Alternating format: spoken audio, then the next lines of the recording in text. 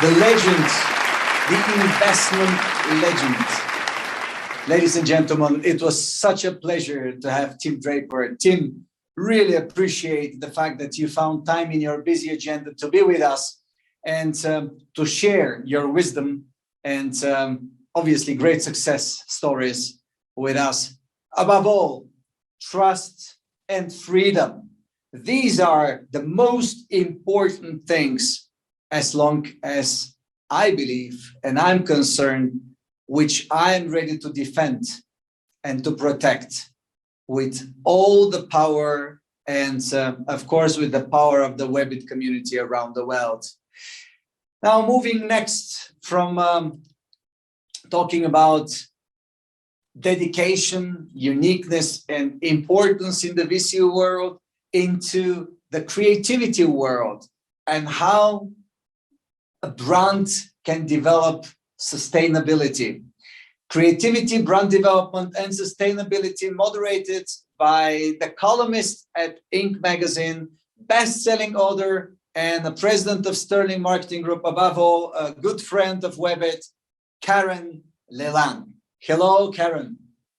Hi, everyone. I'm Karen Leland. I'm the president of Sterling Marketing Group. I'm a branding and marketing strategist and a color strategist. And I work with companies and individuals on personal, team, and business brands. I am so delighted and honored and thrilled to have as a panelist on this conversation today, Brian Collins. Brian is the Chief Creative Officer and the co-founder of Collins. They're an independent strategy and experience design company in San Francisco and New York. Their firm has won every major creative award, and they've been featured in New York Times, Business Week, NBC, Fortune, and many, many others. Brian, I am so thrilled to be here with you to have this conversation today. Karen, thank you for that kind setup and happy holidays. Thank you. Happy holidays. I think you earned that setup. Yeah, well, many years of hard work. Yeah. Well, we've been very, very lucky. We have a team of about 50 people in San Francisco and in New York City, and actually now around the world who love what we do. So we seem, we've been very, very lucky. Yeah. I'm so happy to talk to you about design because, a lot of people who know me know that I started out in college as a theater major and an art minor. And so design and color design has been a big part of my life for a long time. And was a management consultant. I remember I used to see companies and I'd think, they're not helping themselves with that design element. They're not helping themselves with those colors and those patterns and the way they're using design. Yeah. And when I became a branding strategist, I really saw how important that element was. And the world obviously has changed a lot. But I think one of the first questions I wanted to ask you is, what are some of the most important branding ideas or tips that you think people need to do, companies need to do today to create that right image, regardless of the business they're in? Yeah, well, let's back up a little bit and get some principles sort of aligned to make sure when we talk about design, what we say at Collins when we say design and what we say when we say brand and what we mean. So design is not about what things look like. And a lot of people think it's about color and typography and form. Design is not an agent for aesthetic. A design is a plan for action. A design is intentional change. So our philosophy at Collins is design is not what we make, although my team made a lovely Christmas tree this afternoon. Hey, that is a lovely Christmas tree. I did notice it. Yeah, it's a really simple one. So design is not what we make. Design is what we make possible, which means at Collins, the orientation is not about the output. The orientation is really about the outcome.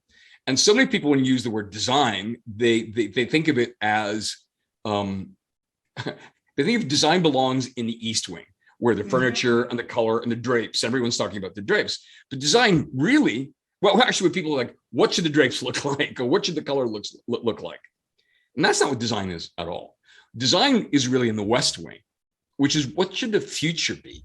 What should the future look like? What kind of future do we want to build? What choices do we want to make? What kind of a future do we want to create for ourselves, for our families, and for our communities? So our orientation around design is around future making. And then everything. Do you think of design as contextually as a whole experience, which obviously includes the visuals, but it's a whole experience that generates the future? Absolutely. You have to. So let's start with brand for a second. I'll go back to your branding question. So that's our vision of design, which is an active, intelligent agent for benevolent change. Okay. So let's talk about what we use when we use brand, because a lot of people confuse branding with logoing, and those are two different things. Absolutely. Subset of brand and all that stuff. What a brand is, and our definition is, a brand is a promise performed consistently over time. And that means and a brand is divided really into two actions. One is an internally facing question, which is who are we and what do we believe? It's always about authenticity. What do we really believe as a group of people? And what are the values that are most important to us that we want to advance? That's always an internally facing question. It's oriented around an externally facing question, which is, how do we want to be relevant in the world? How do we need to be congruent with what the culture needs? How do we build? What is the world and what are people and communities looking for that build on the values that we have? And the intersection of authenticity and the intersection of relevance is where a brand lives. So it's basically what you believe and how you behave. And a brand sits at that intersectionality. You know what I think so interesting about what you're saying is that, and as a branding strategist, I all the time get calls by people that go, we need to rebrand. And I say, what do you mean by that? And they go, well, we need a new logo. And my response is always, that's not rebranding. That's getting a new logo.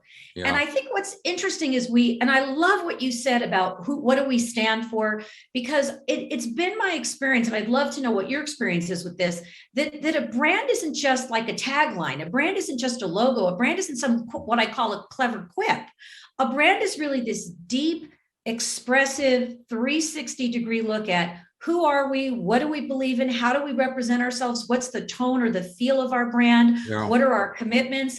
And then all of that to be congruent, then you translate that into social media, then you translate that into design, then you translate that into logos, then you translate that into packaging or advertising. But it's surprising to me how many people don't do it from the top down. They try to do it from the bottom up, like, let's get a logo that we like. And I'd love to know just how you see that and what your experience is of that with businesses. Well, it has to do, it's certainly accelerated over the last 5 years, where brand has been, historically, the word brand has been an expression of the touch points, right? The logo, the packaging, the environment, and always been about brand expression.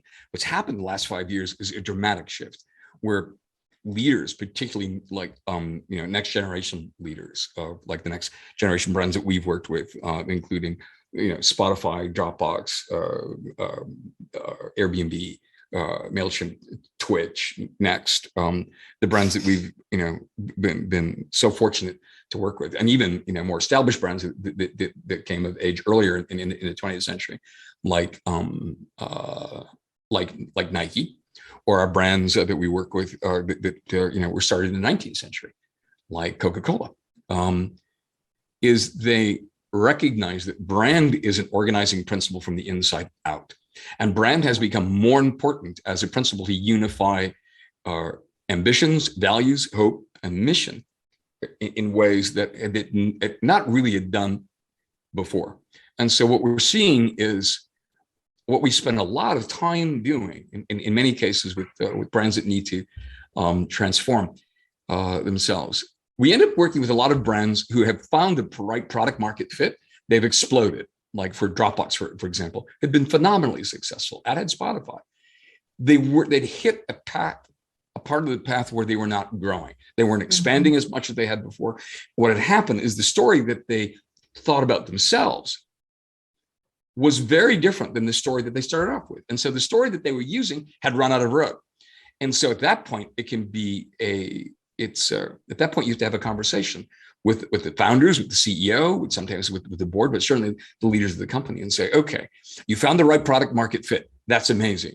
Now, the way your brand is expressed, your voice, who you really are, that story has to evolve in some ways that's true to you, but more importantly, will help you accelerate your growth and be more meaningful and more relevant to not only the retaining the communities that you already support, but you want to recruit new ones. So you need a bigger and in some cases a more focused story to tell. And so I should say, I think that's a really important point, because I think what happens is people get very attached to their brand narratives, and then they're, afraid to change them, even though the reality is they have changed. Well, they have changed, and in many cases, the market that they had originally reached sometimes have been saturated. Here's a good example.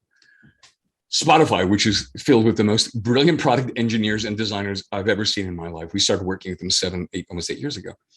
They had huge initial success across Europe, and then they wanted to move, to expand in North America. They did that, and they were not experiencing the growth that they really wanted to. Part of it was the company conceptualized themselves as a really brilliant engineering and streaming service. And so they were selling things. So they thought of themselves as really brilliant engineers and really brilliant technologists who were selling streaming. As a result, their advertising was about download speeds and all of the sort of course, how incredible the technology was. And the interface was a little sort of clunky. What they realized is anyone who was willing to put up what was a not terrific at the time, very early on, interface and kind of a little clunky advertising, they knew how incredible the Spotify product engineering and service was amazing. They were just telling the wrong story. Mm-hmm. People don't wake up looking for download speeds. They wake up looking for Beyonce, David Bowie, Bob Dylan, Lizzo, Cardi B. Or to be uplifted, or to be entertained, or to be happier that day, right? Or and what music is, and now podcasts and everything, what music is a natural pharmaceutical. Either makes you feel more of what you're feeling, or changes your emotion. That's well instantly. said.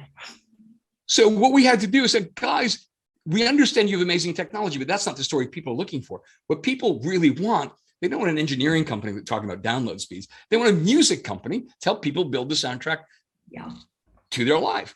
And so we work with them over the course of about 3 to 6 months. And they understood that. Daniel Ek, had been a DJ, so he understood the power of music firsthand.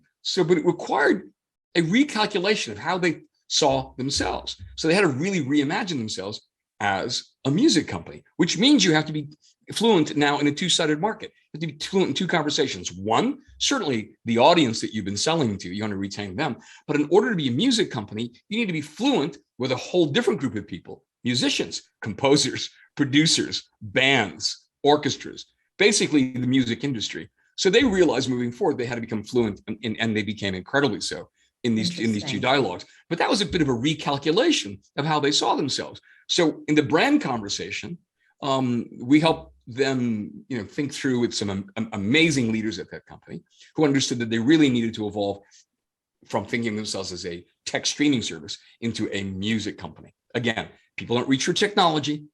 People reach for the benefits of technology. They weren't reaching for download speeds. They were reaching for Lizzo. Yeah, it's such a great example, because I think everyone, whether they're in that business or not, can relate to that. I'm constantly telling clients, you've got to stop defining your brand by what you do, right? The technology part of what you do. Yep. It's really, what are you contributing? Your brand is way more defined by what you're contributing and what you're bringing to people, right? Other than just the technical description of what it is you do.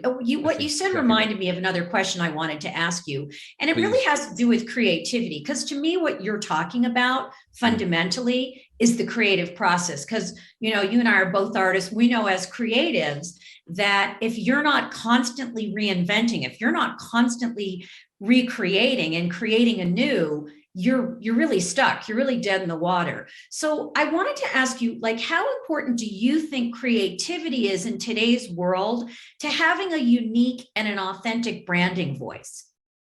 Well, it's imperative. A brand is made up out of two things, right?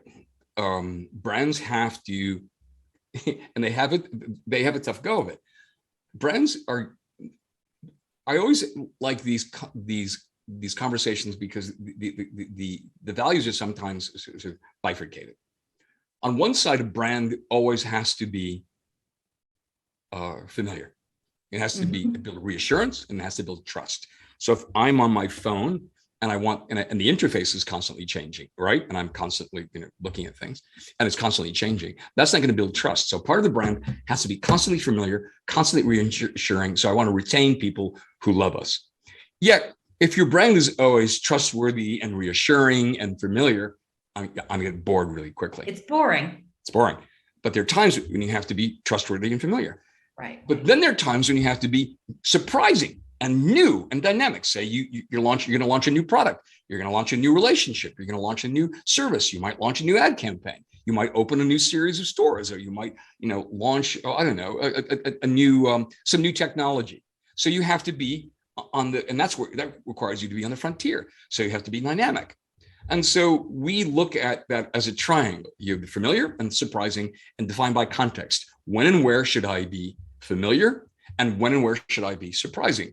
Generally, you should be familiar in those places where people are constantly going to almost every day. But there are times when you need to be fresh and new. And what brand firms make the mistake of doing is you end up in this middle. Well, it's kind of cool, but it's kind of responsible, and it's boring. What you have to do is barbell it. You have to push it far out. The website, the interfaces, all those things, simple, understandable, easy, familiar. Any evolution has to be careful. An ad campaign, no ever. A new product, a new store. That thing should be dynamic and always on the edge of something new. That's where the creative component comes in. Because creativity always keeps me at the interface of what I know and what I don't. And the part of brands, one of the responsibilities of really good brands, and they have to be the mentors of things to come. Because what they do is they use the sense of familiarity. I want you to say that line again. They have to be the mentor of things to come, because I think that's really the essence of what you're talking about. A good brand is a mentor of things to come, which means I take all the trust that I've built in my relationship with this community and the people we service and support. And I'm going to bring you with me as we go into a new future with new technologies and new services. To be a mentor means that I've built trust with you, but I'm bringing you into that intersection between what is familiar and what is unknown. And that's where brands can really play a very powerful difference. And that's when you work with clients on that, like how do you recommend that companies get to that place? Like, are there some very specific things for the people listening about how do you as a company get to that place? How do you do that? You always have to live as a leader if you're interested in creativity, which is always about the way we define it is useful originality, is you always want to be the edge of what you know and what you don't know. People are always concerned about being original and being new. Don't worry about any of that. If you always put yourself right at the intersection of what you know and what you don't know, by definition, you'll be original. By definition, you'll be new. And I think in order to live there, by the way, that's where the place where all creative people live, at the intersection of what we know and what we don't. That's where brands have to live. That's why so many of these brands, instead of being insanely successful, have been started by people in their 20s. They are not burdened by the legacy. They go, let's do that. They're not burdened by everything they know with people our age are. they move. Well, I would disagree with that. I don't think it has anything to do with age. I think it has to do with outlook and intent. Are you a person who is willing to live at the intersection of what you know and what you don't know? Yeah. The idea that we somehow become more conservative with age is absolutely wrong. You become more conservative.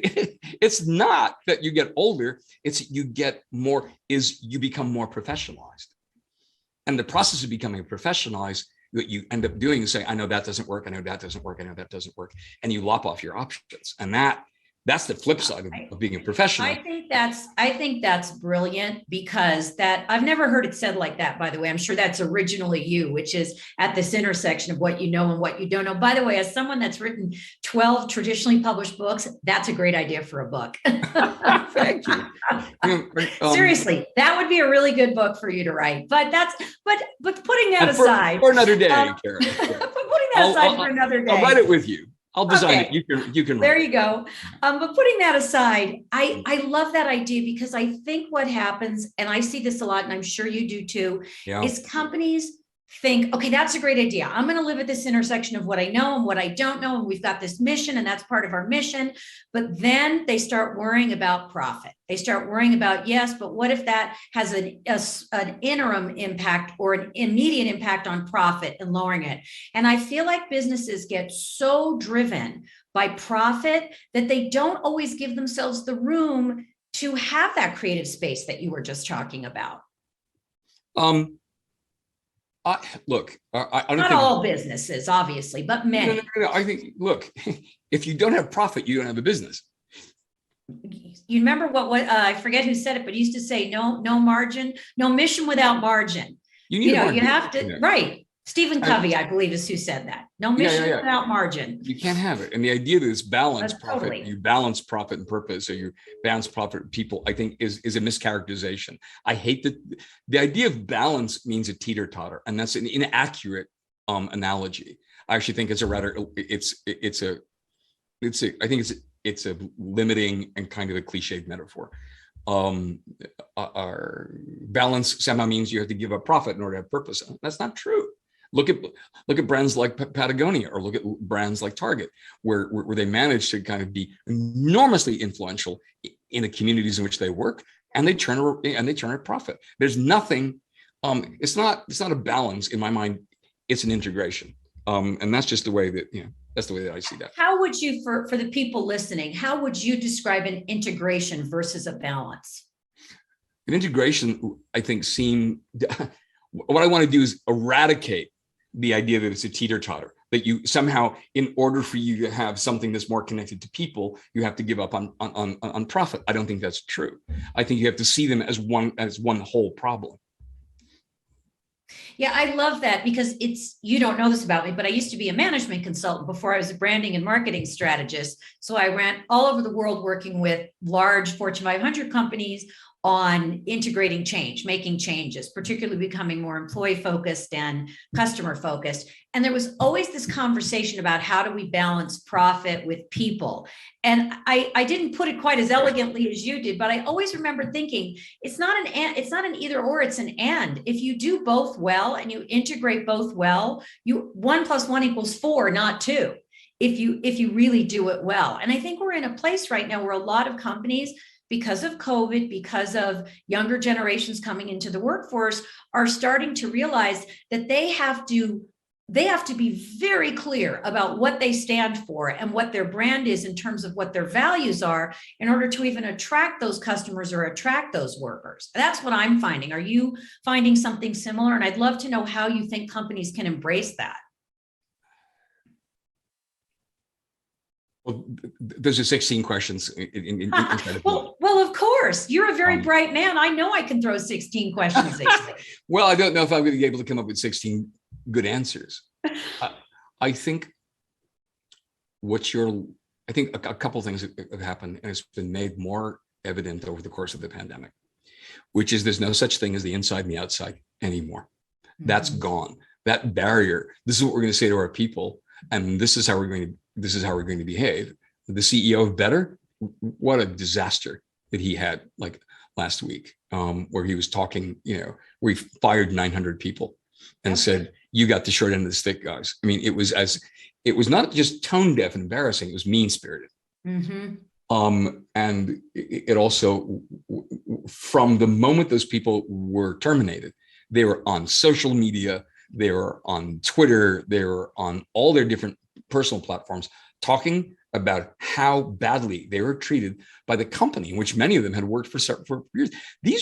This one guy got online and said, "I have 5 kids. I have to call my wife now and tell her we don't know what we're going to do for Christmas. This is 2 weeks before Christmas. What? I mean, Scrooge would have been shocked by this." And so you get to the point where, like, how dumb are you going to be? And so I think there's a recognition that if you don't treat your people with dignity, if you don't treat your people with deep respect, that people know instantly. And there are lots of financial models and lots of business models that are showing that the better you take care of your people, the better they'll take care of your customers. It's interesting when our philosophy at Collins in terms of how we take care of people, in order of importance at our company, it's people, our work, and our clients. Now, I know some agencies say our clients are our most important thing and the work we do for them, and then the people come third. Well, you know what? People know that. And so that's one of the reasons why the ad agency business is having a hard time retaining people, because that historically, with the big agencies, unfortunately, has often been the model. But the clients are more important than anything else. Well, good creative people sense that. And so they've run to brands where the company is more deeply connected to consumers and to their customers, because they're in-house. Those brands really know if they don't take care of their customers will go instantly to a competitor. And so what you're starting to see in the attrition rate from people leaving advertising is, except for some agencies have got this figured out, but a lot of the old school ones haven't. They are suffering because they got the equation upside down. You take care of really good, you retain and take care of and support and create a community where people are growing and learning. Really good people, they will do extraordinary work for really good clients. And when that equation happens, you've got great people doing great work, and then people will always find you. At least that's been my partner, Leland. And by the way, there's a lot of research. There's a lot of research and study that shows that that's accurate. I used to call that treating your staff like internal customers. You have to think of your staff as internal customers and have the same relationship with them as you're trying to have with your external customers. You have to see them as your constituents. And you have to see them no question, as not standing over their shoulders, above them, but beside them. Mm-hmm. And I think that change is happening in companies, because I think people are realizing that branding, as you've said, is not just this external thing you do. It's an inside job. It's also the internal way that you're managing your staff, that you're setting up your company, that you're dealing with your people. And I think you rightly said what the pandemic has done is it's accelerated. That process was already happening, but it's accelerated that process to the point where you really are going to have trouble getting away with that as a company. But what you said about how dumb can you be? Oh, people can be pretty dumb. I would not be betting on. There are two dumb hangovers from the late 20th century that we've eradicated with our company and trying to do so with our clients. There's a term that's one of the most pernicious terms that I despise, and it was used to cover all sorts of bad behaviors for people. And it's this: do you think she or he is a good cultural fit? What an awful word. You don't fit. You don't fit. What a horrible thing to say to somebody. You don't fit. Oh, which means that what we want is homogeneity. We want people who are like us. And that's really okay. So you're going to be filled with people who are just like you. The world is no longer that way. What we hire for, we refuse to hire. We don't even use that word. We hire people who are as different from us as we can find. So what we hire for is cultural contribution, not cultural fit. What a horrible term. We purposely go out and hire people who come from different backgrounds, different orientations, different countries, different faiths, different creative skills. And what that gives you is a really rich tapestry of people who can move much more dynamically and much more fluidly and with much more agility, much more creativity.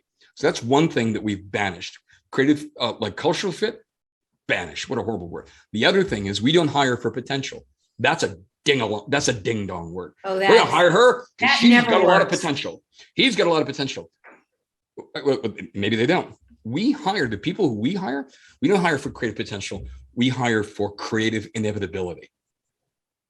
The way you talk about people is the way they become. So when we talk to our staff, we don't talk to them from where they are. We speak with them as if as to where they want to be. And having been a teacher for 20 years, the way you talk to students is the people they become. So everyone we hired has a sense of inevitability in terms of their careers, in terms of their talent, in terms of their potential for leadership, or actually for their leadership. But it's all we hire for, and the way we treat our staff is they are inevitable, not potential, but inevitable. And that changes the conversation. So those are the two things we actually do with ourselves. We actually do with many of our clients. In many cases, what we've been doing lately, because of the power of and the recognition in the C-suite and boards is recognizing that the power of brand and design is so powerful that many of these brands now bring it in. So it's down the hallway, or if not next door, to the CEO. So we've been spending a lot of time actually working with our clients, helping them build internal capacity and internal creative leadership as well. Yeah, the interesting thing about internal creative leadership is I really think it's changed, and I think it's changing to be, just in the way that you're saying, it's changing to be about empowering the organization to be more creative, to be more like that, rather than just, it used to be a monitoring function, right? Exactly right. It used to be a monitoring function. And I think now it's really changing to be that sort of powerful creative function. It's interesting what you said about the CEO, because a lot of the work I do is CEO branding, where I'm really helping CEOs create a personal brand that's in parallel to the business brand. And of course, they help each other, because today, as we all know, people want to know who a CEO of a company is. They care who you are as a CEO. They will Google you on LinkedIn. They will see who you are and what you stand for. And that didn't used to be true. Years ago, one of my first clients when I was at Columnist Building, we were for his first agency. He was a web entrepreneur and had just launched a new company that it started to really take off. And he created this company and he gave it a name. He wanted to be memorable. He wanted people. I remember telling him he wanted the name to be so simple. You just press it and it would be as easy as possible. And then he came to me like, Brian, I really need some advice. You're our agency. You're the creative director of the agency. What can I do? And I said, I need you to read a couple of books. And I had him read a book on the founder of Nike, and also had him read a book about Steve Jobs. And what I said is, I know you don't want to do this. I know you want to set up a brand that will carry everything, but you are going to be the face of the brand. And I know you won't like that. I know you'll hate it. And I know you don't think it's, but that's inevitable. That's inevitable. You're going to have to do that. So there's going to be you're going to point to the brand, like Phil Knight points to Nike, and Nike is going to point back to Phil Knight. Steve Jobs points to Apple, and Apple points back to Steve. You will be an avatar for all these values, for better or for worse. So you have to be comfortable with this. So I gave him a couple of books. He came back. He was a good student. I gave him a book once a week. He came back the following week and said, I now have to do this. And he started recalculate how the conversation he had to have was going to be influenced. It's going to be different from the conversation that Amazon was going to have.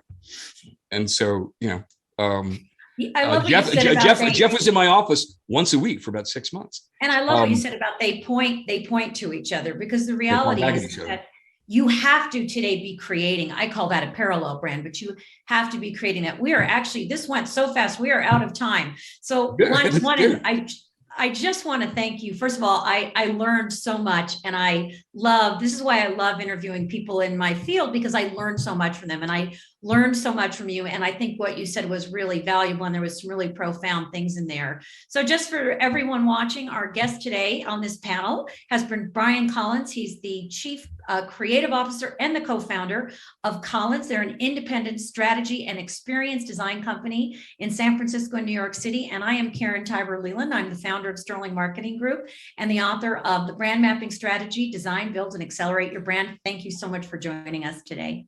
Thank you, Karen. Bye. Bye.